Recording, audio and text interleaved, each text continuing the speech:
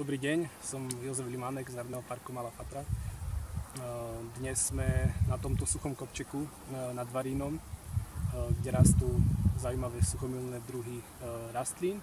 A dnes si ukážeme, ako používať aplikáciu iNaturalist na určovanie druhu rastlín, ktoré dnes odfotíme.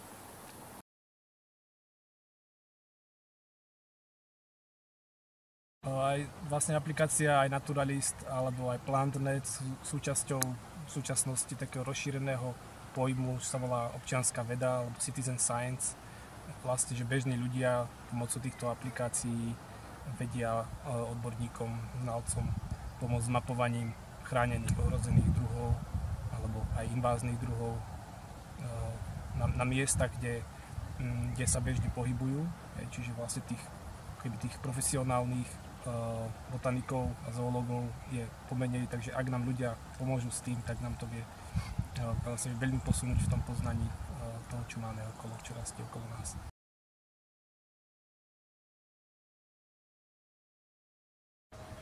Takto vyzerá ikonka aplikácie iNaturalist, takýto zelený vtáčik v bielom poli.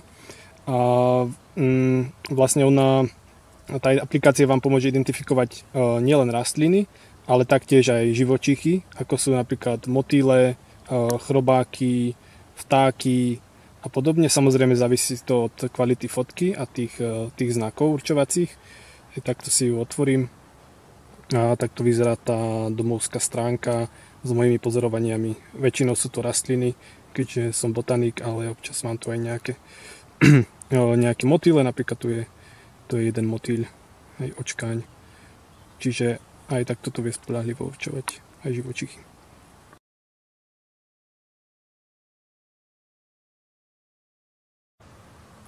Tak fotku mám odfotenú, teraz si ju týmto pluskom pridám do aplikácie z galérie napríklad. A mám tu viacero fotiek, môžem pridať aj viac, dám ich schváliť, chvíľu to bude trvať, tento import. A vlastne prvá dôležitá vec je, aby tam bola tá poloha uvedená, ktorú tu mám, ale môžem si na ňu ešte kliknúť, aby bolo vidno, či som sa trafil. Tu si to vieme prepnúť na Google mapu a vidíte, že nie sme na správnej lokalite.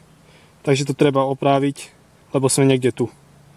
Čiže ja to dám teraz schváliť a už máme správnu polohu. A teraz ťuknem hore, čo sme videli a systém mi navrhne, že to bolo táto jagavka konarista a ja s tým súhlasím, tak to dám schváliť.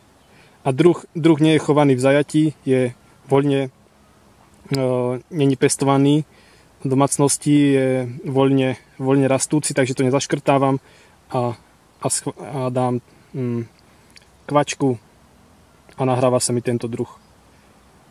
Bude to chvíľu trvať, ale v podstate je v systéme.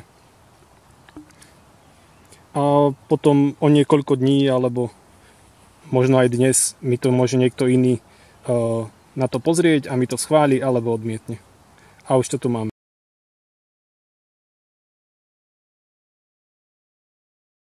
Tak sme teraz pri tejto prvej zaujímavej rastlinke. Práve teraz kvitne, má takéto krásne biele kvety a volá sa jagavka konarista, po latinsky Antericum ramosum.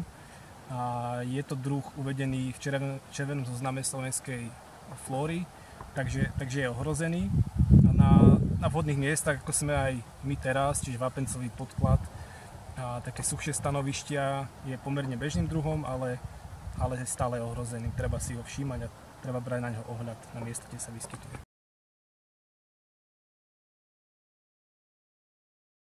Máme tu ďalšiu z zaujímavých rastlín. Nie je síce chránená, ale je zaujímavá tým, že je jedovatá. Je to ľuľkovec zlomocný, ktorý rastie práve na takýchto okrajoch lesa alebo na rúbaniskách, kde je viac toho slnka. Teraz už nekvitne, ale už vidno, že má množstvo takýchto zelených plodov. Keď dozrejú, sú také tmavo-fialové až čierne. A naozaj dávajte si na to pozor, určite neochutnávajte.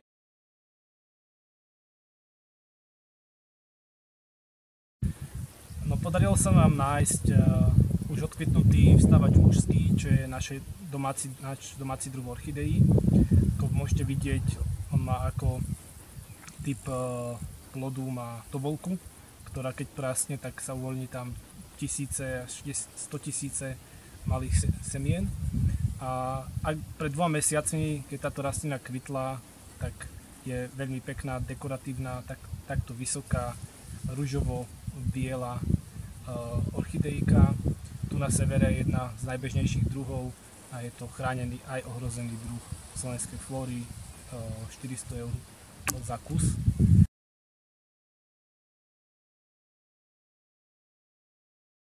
Máme tu ďalšiu zaujímavú rastlinu. Je to jesienka. Mnohí ju možno poznáte. Je to taký ružový kvet, ktorý rastie na lúkach práve na jeseň, ako to má v názve. A teraz v lete má práve tobolky. Už sú suché, v podstate už tam sú semená. Ešte nie sú úplne zrelé, ale to sú semená jesienky. Čiže to je taký zaujímavý druh, ktorý má keby obrátenie naopak, že kvitne na jeseň a v lete má tie plody. A je zaujímavá aj tým, že je to veľmi jedovatá rastlina, lebo obsahuje bunkový jed, kolchicín, ktorý zastavuje bunkové delenie. Čiže určite by sme nemali skúšať túto rastlinu. A niekedy ľudia vravia, že sa to dá pomýliť s nejakým medvedím cesnakom alebo s niečím iným, ale vlastne tento list je tiež taký kožovitý, ale nerastie v tých lužných lesoch a nemá vôbec tú cesnakovú arómu. A teraz v lete sú tie listy takéto vysoké, kožovité, svetlozelené, teraz už pomaly žltnú a za chvíľku budú odumierať, aby na jeseň z tých ľus opäť ten ružový kvet vykvitol. Trošku sa podobá na ten šafrán, avšak šafrán rastie o vyšších polohách, v takých horských lúkach a kvitne vždy na jar. Jesienka kvitne na jeseň. A je taká ružová a šafrán je taký fialový.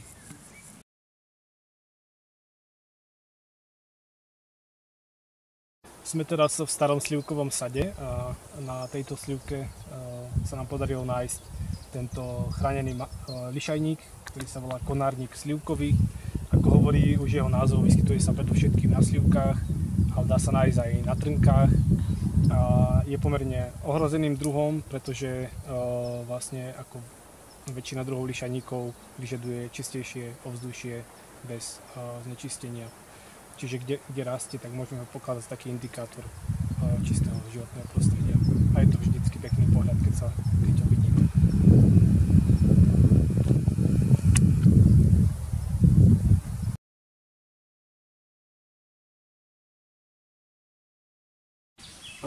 Máme tu ďalšiu zaujímavú rastlinu.